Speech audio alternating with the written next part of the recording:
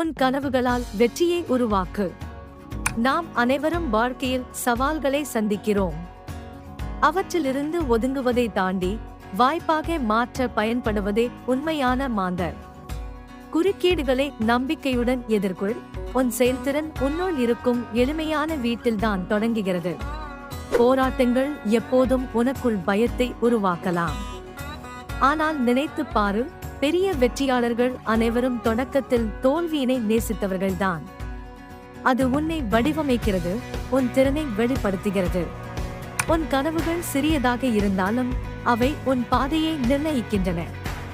மற்றவர்களின் எதிர்மறை எண்ணங்களை கடந்து உன் கனவுகளுக்கு உயிர் கொடு. உன் உழைப்பால் உலகத்தை மிரள வைக்கும் நேரம் உன் மனோபலம் அமைக்கிய பிறகுதான். இனி தாமதம் இல்லை.